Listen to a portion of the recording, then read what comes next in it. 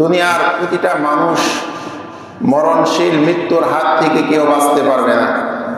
আল্লাহ পাক রব্বুল আলামিন বলেন, ইয়া আইয়ুহাল্লাযীনা আমানুত্তাকুল্লাহ হাক্কা তুকাতিহি ওয়া লা তামুতুন্না ইল্লা ওয়া আনতুম মুসলিমুন। হে ঈমানদারেরা, তোমরা আমি আল্লাহকে ভয় করার মতো ভয় করো। ওয়া লা তামুতুন্না ইল্লা ওয়া আনতুম মুসলিমুন। আর তোমরা মুসলমান না হয়ে কবরে এসো না। দুনিয়ার সকলকে একদিন চলে যেতে হবে। কুল্লু নাফসিন যায়িকাতুল মাউত ওয়া ইন্নামা তুওয়াফাউনা উজুরাকুম ইয়াওমাল কিয়ামাহ ফামান যুহজিহা আনিন নার ওয়া উদখিলাল জান্নাতা ফাকাদ ফাজ ওয়া মাল হায়াতুদ দুনিয়া ইল্লা মাতাউল গুরুর। আল্লাহ পাক রব্বুল আলামিন বলেন, এই দুনিয়াতে তোমরা যেমন কর্ম করতেছ সেই কর্ম অনুযায়ী তোমাদেরকে প্রতিদান দেওয়া হবে। এজন্য দুনিয়ার থেকে যদি তোমরা ভালো আমল করে আসো, বিনিময়ে জান্নাত পাবে। আল্লাহ পাক বলেন, মৃত্যুর আগে তোমরা মুসলমান হও, আত্মসমর্পণ করো। একজন মানুষ যখন মৃত্যুবরণ করে তখন সে চাইলেও আত্মসমর্পণ করে, না চাইলেও আত্মসমর্পণ করে। ইচ্ছা হোক বা না হোক, সে রব্বে কাবার দরবারে আত্মসমর্পণ করে ফেলেছে। অনেক আগে একটা ছন্দ আকারে একটা কথা শুনেছিলাম। মুমূর্ষ ব্যক্তি, মৃত্যু শয্যায় শায়িত ব্যক্তি যখন আত্মাটা বের হয়ে যায়, তার অতীত দুনিয়ার জিন্দেগির হিসাব এটা চিন্তা করে যখন সে হিসাব মিলাতে পারে না, দুনিয়ায় অনেক মানুষ তাকে বুঝিয়েছে, কারোর বুঝ সে নেয়নি। সেদিন বলে, কেউ পারে নাই বুঝাইতে আমায়, এইবার বুঝে মজা পেয়েছি। কেউ আমাকে বুঝাইতে পারে নাই, কিন্তু আজকে এমন বুঝেছি যে এখন আর সংশোধন হওয়ার কোনো সুযোগ নেই। কেউ পারে নাই সোজা করতে আমায়, এইবার সোজা আমি হয়েছি। এমন সোজা হয়েছি আর বেঁকা হওয়ার কোনো সুযোগ নেই। কিছু মানুষকে দ্বীনের পথে ডাকবেন, এতটা গাফেল, এতটা উদাসীন, আসতে চায় না, দ্বীনের দিকে আসতে চায় না, ধর্মের দিকে ধাবিত হতে চায় না। সোজা লাইনে চলতে বলে, সিরাতুল মুস্তাকিমের পথে চলতে বলে, চলতে চায় না। আমরা আমাদের দেশীয় ভাষায় বলে থাকি ঘাট তেরা। এত বুঝানো বুঝায়, এরপরেও শোনে না। মারাত্মক পর্যায়ের ঘাট তেরা। এ কারণে মৃত্যুর পরেও ওই ব্যক্তি যে দুনিয়ার হিসাব সুন্দর করে সাজাতে পারেনি, সেদিন সে বলতে থাকে, কেউ পারে নাই সোজা করতে আমার, আজকে সোজা আমি হয়েছি। এমন সোজা হয়েছি আর কোনোদিন বেঁকা হওয়ার কোনো সম্ভাবনাও নেই, সুযোগও নেই। সোজা তো আমরা সকলেই একদিন হব না? সোজা হওয়ার আগেই যদি আমরা সোজা হয়ে যাই, এই কারণে নবীজি বলেন, হাসিবু ক্বাবলা আন তুহাসিবু। তোমার তো হিসাব একদিন হবে, হিসাব দেওয়ার আগেই তুমি নিজের হিসাবটা একটু নিজে করো। শিক্ষা প্রতিষ্ঠানে যে সমস্ত স্টুডেন্টরা লেখাপড়া করে, পরীক্ষার হলে প্রশ্নপত্র লিখতে থাকে, পরীক্ষা শেষ হয়েছে, রেজাল্ট বের হবে, স্টুডেন্ট কিন্তু সে ভালো করেই জানে আমার রেজাল্টটা কেমন হবে। কে কেমন পরীক্ষা দিয়েছে হলে এটা আমি জানি না, আপনি জানেন না। যে পরীক্ষা দিয়েছে সে জানে কিনা? জানে বিধায় কোনো ভালো ছাত্র যদি ভালো পরীক্ষা দিয়ে থাকে, তার রেজাল্ট যদি খারাপ আসে, সে শিক্ষা প্রতিষ্ঠানে শিক্ষকদের সামনে চ্যালেঞ্জ করে যে আমি আমার খাতা দেখতে চাই, আমি তো খারাপ কিছু লেখি নাই, আমি ভুল কিছু লেখি নাই, আমার রেজাল্ট এত কম আসবে কেন? চ্যালেঞ্জ করতে পারে, বুকে হিম্মত আছে, সাহস আছে। সে জানে সে পরীক্ষার হলে তার হিসাবটা সুন্দর করে সাজিয়েছিল। আর কিছু স্টুডেন্ট ছিল, ছাত্র ছিল এমন, পরীক্ষার হলে যা মনে চায় তাই লিখেছে। সঠিক অ্যান্সার দিতে পারে নাই। পরীক্ষার রেজাল্ট যখন খারাপ হয়ে আসে তখন আফসোস করে, হারে লম্বা সময় পেয়েছিলাম, যদি একটু ভালো করে লেখাপড়া করতাম তাহলে তো পরীক্ষার হলে ভালো লিখতে পারতাম। রেজাল্ট বের হয়ে গেছে, এখন তো আর পরীক্ষার রেজাল্ট বের হওয়ার পরে আর ভালো রেজাল্ট করার সুযোগ নেই। তথাপি দুনিয়ার যে রেজাল্ট, একবার পরীক্ষায় ফেল করলে আবার পাস করার সম্ভাবনা থাকে। আখিরাতের পরীক্ষায় আল্লাহর কোনো বান্দা যদি একবার ধরা খেয়ে যায়, ফেল করে যায়, দ্বিতীয়বার পাস করার মতো আর কোনো সুযোগ থাকে না, পরীক্ষা দেওয়ার মতো আর কোনো সুযোগ থাকে না। এই কারণে নবীজি বলেন, হাসিবু ক্বাবলা আন তুহাসিবু, তোমার হিসাব দেওয়ার আগে তোমার নিজের হিসাব নিজে করে আসো। মৃত্যুর পরে তুমি নিজেই বলতে পারবা, হ্যাঁ দুনিয়ার হিসাব, দুনিয়ার কর্ম তো আমার ভালো ছিল, আমি আশা করতে পারি রব আমার উপরে দয়া করবেন। দুনিয়ার মুআমালাত মুআশারাত আমার ভালো ছিল না, আমি মৃত্যুর পরে কিভাবে আল্লাহর কাছে ভালো আশা করি। আল্লাহ পাক রব্বুল আলামিন আমাদের সকলকে মৃত্যুর প্রস্তুতি গ্রহণ করার তৌফিক দান করেন, বলেন আমিন। গত জুমায় আলোচনা করতেছিলাম মৃত্যু যন্ত্রণা, সাকরাতুল মউত প্রতিটা মানুষের হয়, কখনো কারোর কম হয়, কারোর বেশি হয়। তো যন্ত্রণা, মৃত্যু যন্ত্রণা প্রতিটা মানুষ এটা যন্ত্রণা ভোগ করে, সহ্য করে।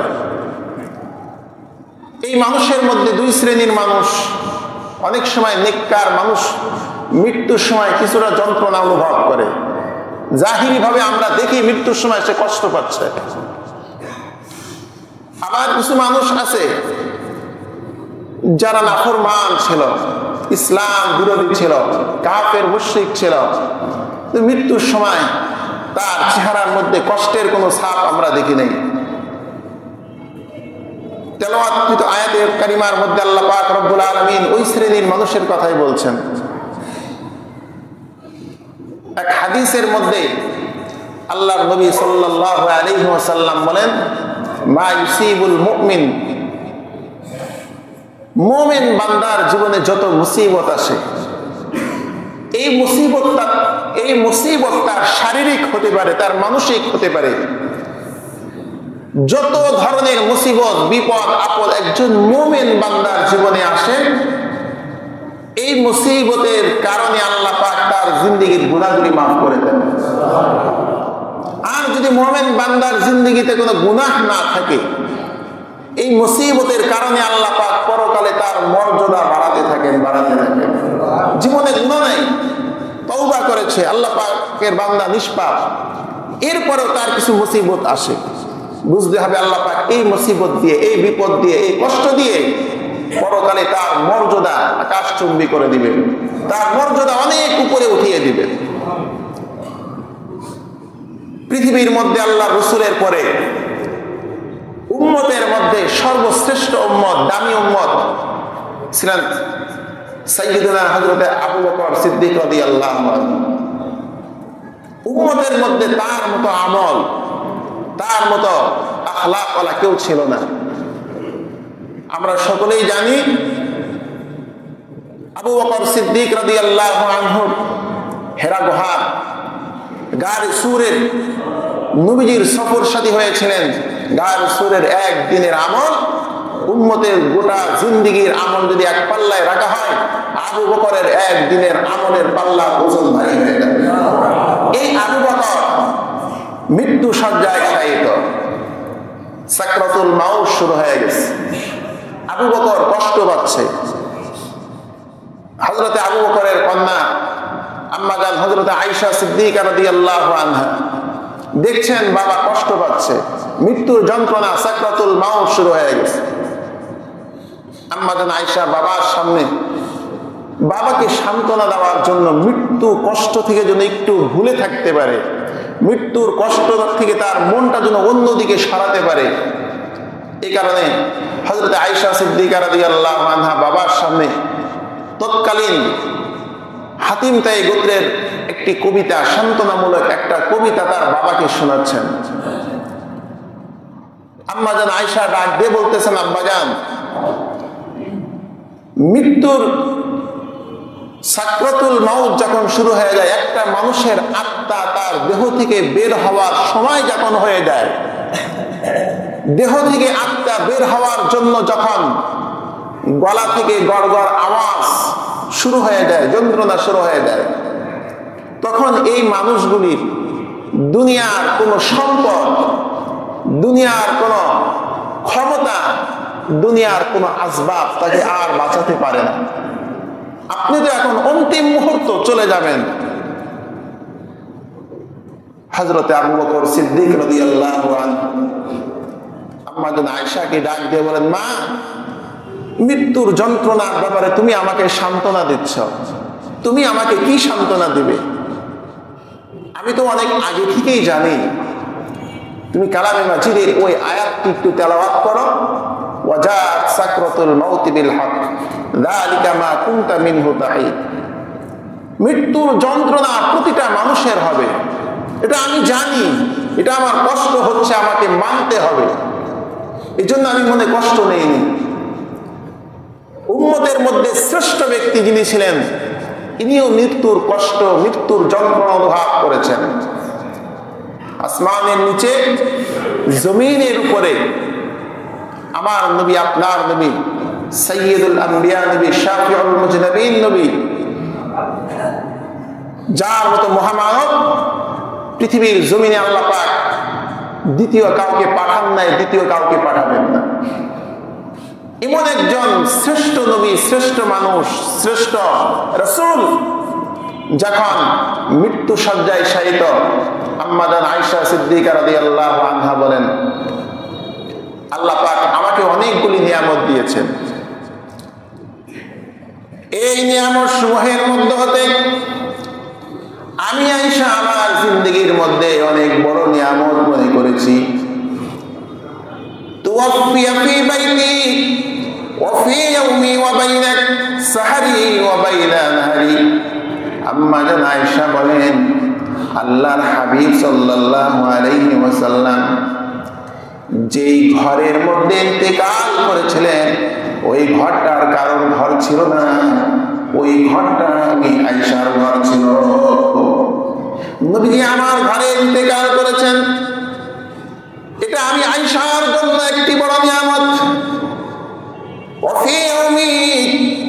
যেই দিন আমার নবী ইন্তেকাল করেছেন, আমার নবীর একাধিক স্ত্রী ছিলেন, পালাক্রমী স্ত্রীদের ঘরে আল্লাহর নবী রাত্র যাপন করতেন। আম্মা জান আয়েশা বলেন, যেই দিন আমার নবী ইন্তেকাল করেন, ওই দিনটা ছিল আমার বন্ধনের দিন, আমার পালার দিন। এটা আমার জন্য একটি নিয়ামত। হযরতে আয়েশা বলেন, নবী আমার যেই দিন ইন্তেকাল করেছেন, আমার কোলে আল্লাহর রাসূলের মাথা ছিল, নবী আমার বুকে মাথা রেখেছিলেন। আমার বুকে মাথা রেখে দ্বীনের নবী দুনিয়ার থেকে বিদায় নিয়েছে।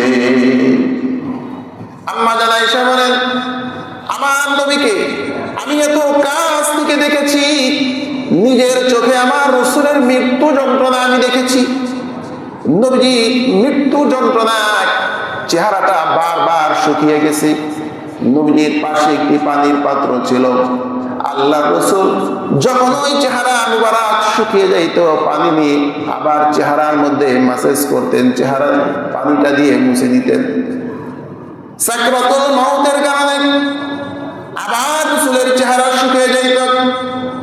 আম্মা জান আয়েশা বলেন, আমি কয়েকবার লক্ষ্য করলাম দ্বীনের নবী বারবার পানির পাত্র থেকে হাতটা ভিজিয়ে নিজের চেহারার মধ্যে পানি দিয়ে বারবার মুছতেছেন। নবীজির কলিজার টুকরা হযরতে ফাতেমা বাবার মৃত্যুর যন্ত্রণা থেকে সহ্য করতে পারছেন না, আফসোস করতেছেন, হায় হতাশ করতেছেন। বাবার যন্ত্রণা, মৃত্যুর যন্ত্রণা দেখে মেয়ে সহ্য করতে পারে না, আফসোস করতেছেন। আর ডাক দিয়ে বলে, বাবা, দুনিয়ার জিন্দেগিতে সারাটা জীবন আপনি কষ্ট করেছেন, সারাটা জীবন মানুষ আপনাকে কষ্ট দিয়েছে, দ্বীনের জন্য, ইসলামের জন্য আপনার জীবনটা কষ্টে কেটেছে। আজকে আপনি বিদায় নিয়ে চলে যাবেন, এমন সময় আপনার মৃত্যুর যন্ত্রণা দেখেই আমি ফাতেমা সইতে পারি না। আল্লাহর হাবিব সন্তান কন্যা সন্তান হযরতে ফাতেমাকে ডাক দিয়ে বলেন, মা আমার মৃত্যু যন্ত্রণা দেখে তুমি কষ্ট নিও না গো মা, কারণ আমি জীবনে যতই কষ্ট করি না কেন আজকের এই দিন মনে রাখো মা, তোমার বাবার জীবনের সবচেয়ে কষ্টের শেষ দিন। আজকের দিন তোমার বাবা জীবনে যত কষ্ট করেছে সমস্ত কষ্টের শেষ দিন হবে আজকের দিন। আজকের দিনের পরে আর জীবনে কোনোদিন তোমার বাবা কষ্ট পাবে না, আর কখনো কষ্ট পাবে না। তোমার রব তোমার বাবাকে আর কোনোদিন কষ্ট দিবেন না। বাবার কষ্ট দেখে কষ্ট পাচ্ছ মা, শুনে রাখো আমার মৃত্যুর পরে তোমার বাবার মৃত্যু হওয়ার সাথে সাথে তোমার আল্লাহ আমার শান্তির জন্য অনন্তকাল শান্তির ঠিকানা আমাকে আল্লাহ দান করে দিবে। এরপরে আর কোনোদিন কষ্ট হবে না। একটু সহ্য করো, মৃত্যুর যন্ত্রণা প্রতিটা মানুষকেই পোহাতে হবে। মৃত্যুর হাত থেকে মৃত্যুর যন্ত্রণা থেকে কেউ বাঁচবে না। এই কারণে আল্লাহর হাবিব সাল্লাল্লাহু আলাইহি ওয়াসাল্লাম বলেন, এমন কিছু নেককার বান্দা আছে, নবীজির জীবনে কোনো গুনাহ ছিল? আবু বকর ভালো মানুষ না খারাপ মানুষ? যে মানুষ দুনিয়া থেকে জান্নাতের সুসংবাদ পেয়েছেন, এ মানুষের মৃত্যুর সময় যন্ত্রণা ভোগ করেছেন। এই কারণে নবীজি বলেছেন, দুনিয়ার জমিনে কোনো মুমিন বান্দার যখন মৃত্যুর সময় মৃত্যু যন্ত্রণা হয়, আল্লাহ তাআলা ওই যন্ত্রণার মাধ্যমে তার গুনাহ মাফ করেন। যদি তার গুনাহ না থেকে তাকে জান্নাতে তার মর্যাদা বাড়িয়ে দেয়।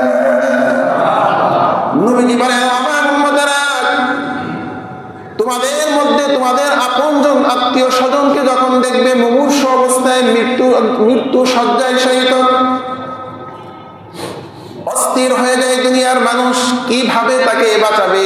বারবার তার মাথায় পানি দেয়, শরীরে তেল পানি ডলতে থাকে, ডাক্তারের কাছে নেয়, কত চিকিৎসা নিতে থাকে।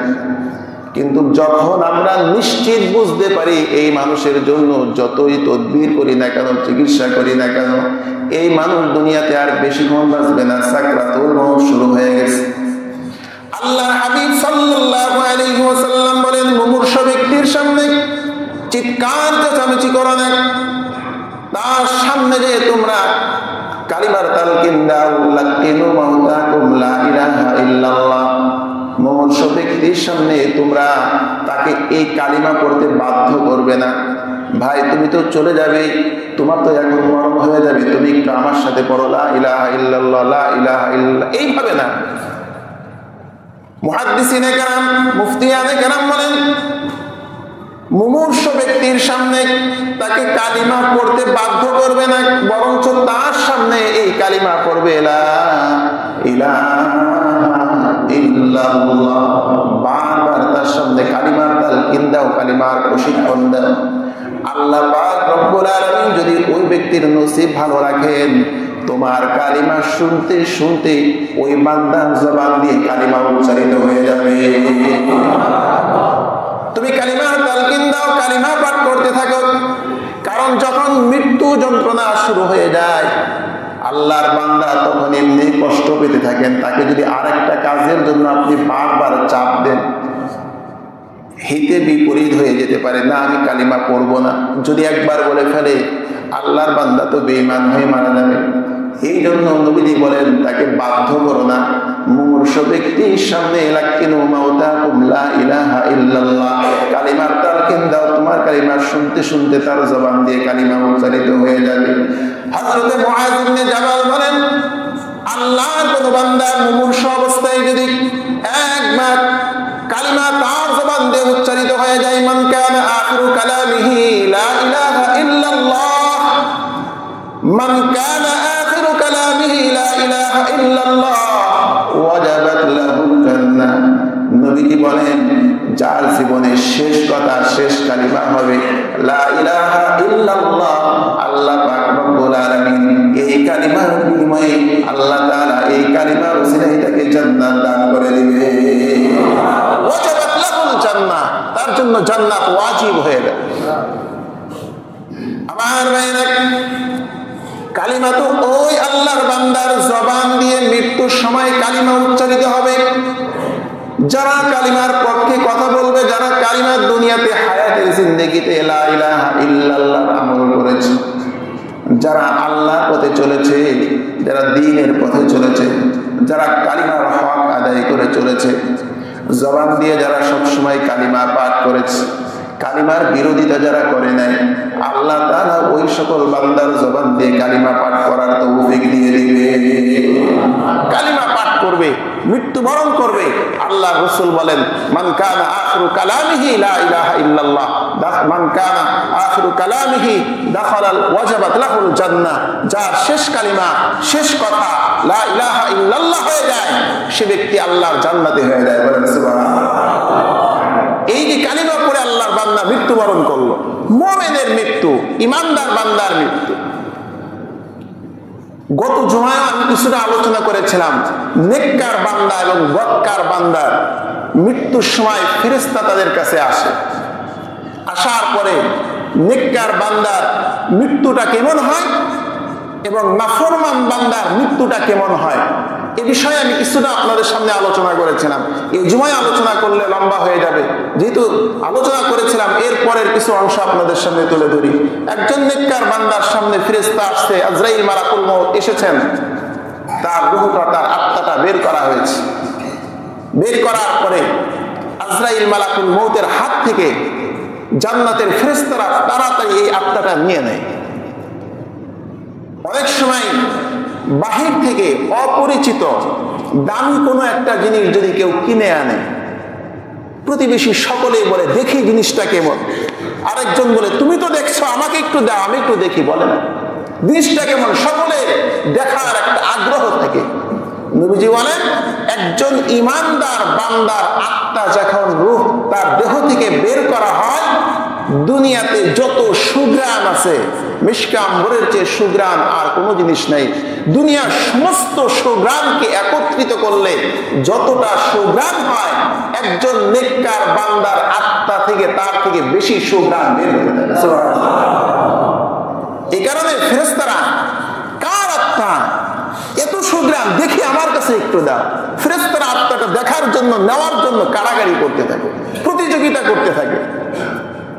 আমার মেয়েরা, জান্নাতের ফেরেশতারা এবার এই নেককার বান্দা, ইমানদার বান্দা, নামাজের বান্দার রূহটা নিয়ে যখন আসমানের দিকে উঠতে থাকে, প্রথম আসমানে যে আসমানের রক্ষী ফেরেশতাদের সামনে যে দরজার মধ্যে আঘাত করতে থাকে, রহমতের ফেরেশতারা, আসমানের ফেরেশতারা দরজা খুলে দেয়। আসমানের ফেরেশতারা প্রশংসায় ভাসাতে থাকে আর বলতে থাকে, এটা এমন কোন আল্লাহর বান্দা, নেককার বান্দা, জীবনে কত সুঘ্রাণ আমরা পেয়েছি, আজকে এই আত্মা থেকে, রূহ থেকে এত সুঘ্রাণ অনুভব করছি, আমাদের জিন্দেগিতে কখনো আমরা এত সুঘ্রাণ পাই না।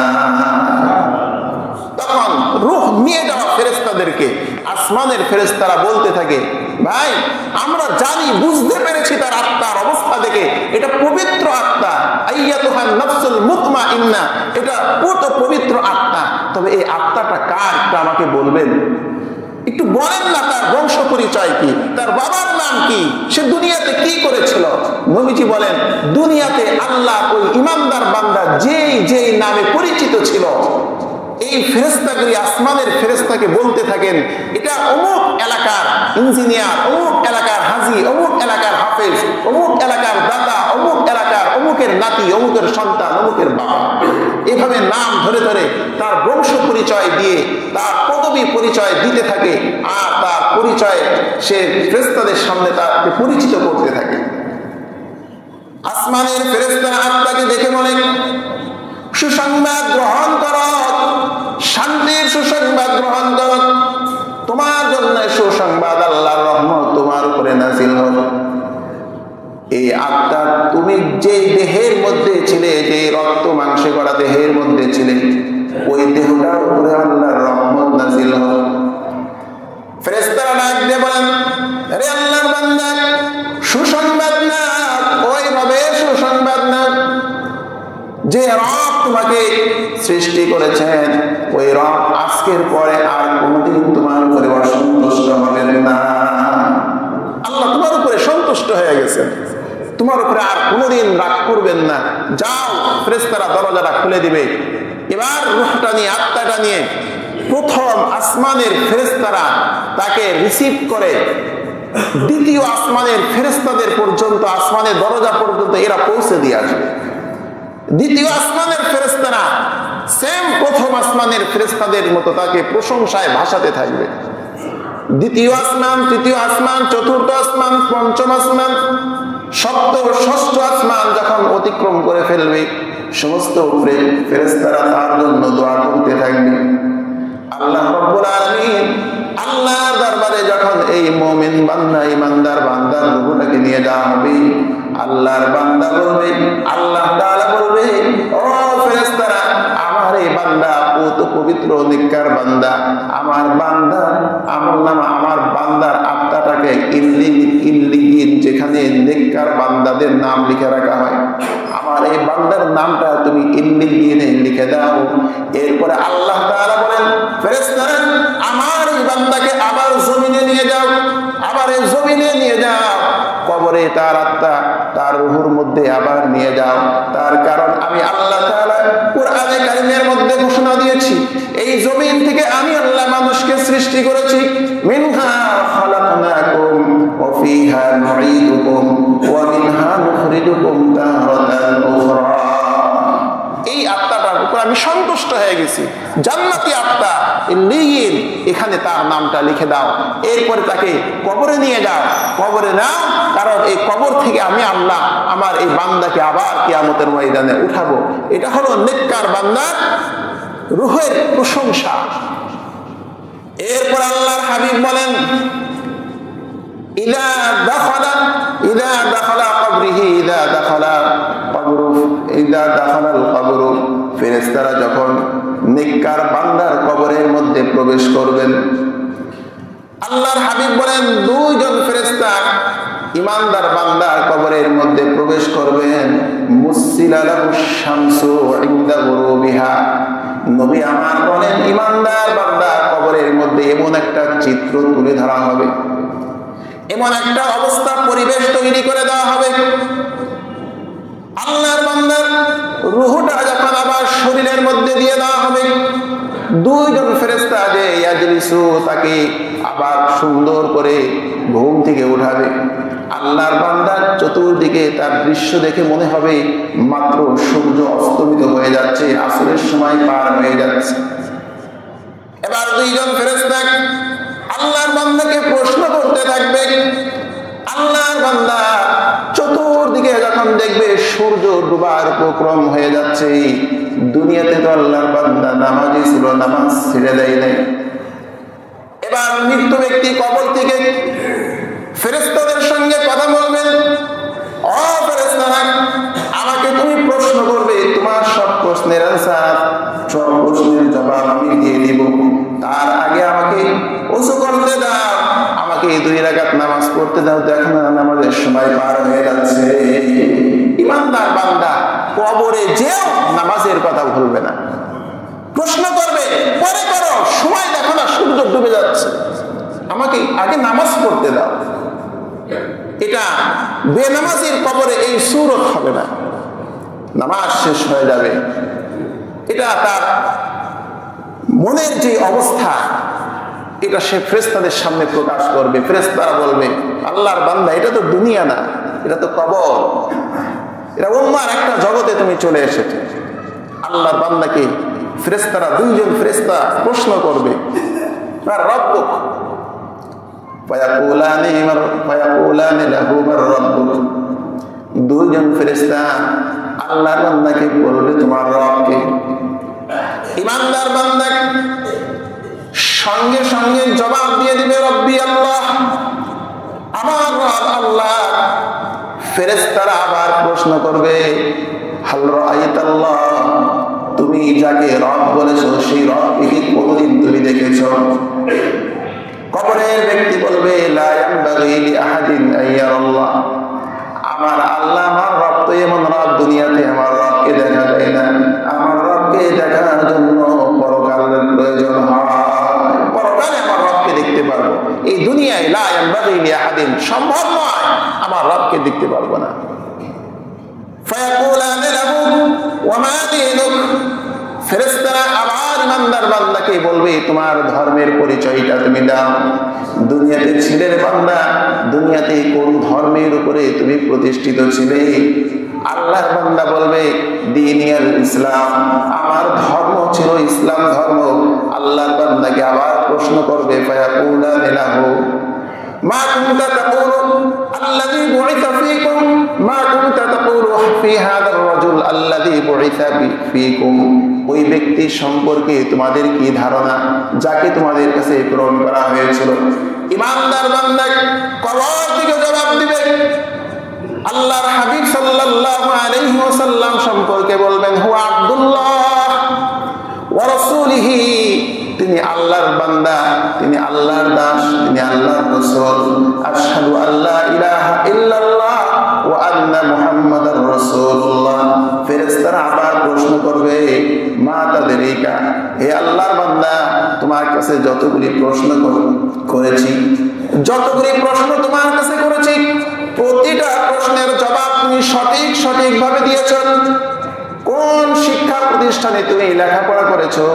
এত সুন্দর করে তুমি আজকে প্রশ্নের জবাবগুলি দিয়ে দিয়েছো। আল্লাহর বান্দা বলবেন করাতু কিতাবাল্লাহ, আমি দুনিয়াতে আল্লাহর কিতাব পড়েছি, ফাআমানতু বিহি, ওই কিতাবের উপরে আমি ঈমান এনেছিলাম।